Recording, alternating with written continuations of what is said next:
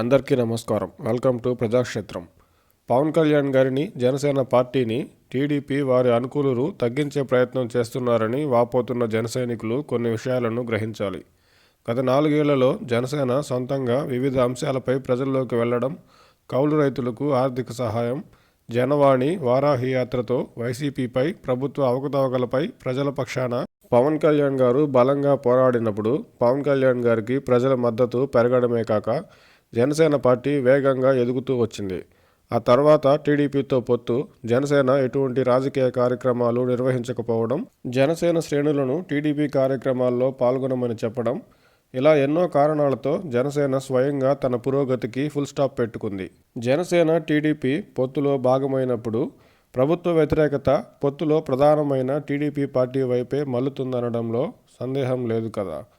ప్రతిపక్ష నేతగా ఉన్నప్పుడు జగన్మోహన్ రెడ్డి గారు, తెలంగాణలో రేవంత్ రెడ్డి గారు అధికార పార్టీపై అలుపెరగని పోరాడంతోనే బలమైన నేతలుగా ఎదగడాన్ని, ప్రజల మద్దతు పొందారని గ్రహించాలి. ఇతరుల వరకు ఎందుకు అనుకుంటే, జనసేన పార్టీ వారాహి యాత్రతో ప్రభుత్వంపై పోరాడినప్పుడే పవన్ కళ్యాణ్ గారికి ప్రజలలో అనూహ్య మద్దతు లభించడం, జనసేన పార్టీ పెరగడాన్ని గమనించాలి. ప్రజలు వారి పక్షాన పోరాడే వాళ్లకు మాత్రమే మద్దతుగా ఉంటారని వేరే చెప్పనక్కర్లేదు కదా.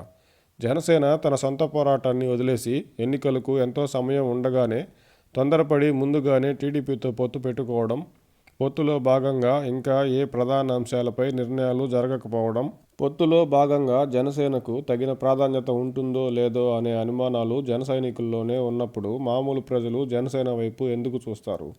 దానికి తోడు టీడీపీ ప్రస్తుత పరిస్థితి, పార్టీ మరియు లోకేష్ గారి భవిష్యత్తు దృష్ట్యా జనసేన రాజకీయ ప్రాధాన్యాన్ని తగ్గించాలని టీడీపీ చూడడంలో ఆశ్చర్యం ఏముంటుంది?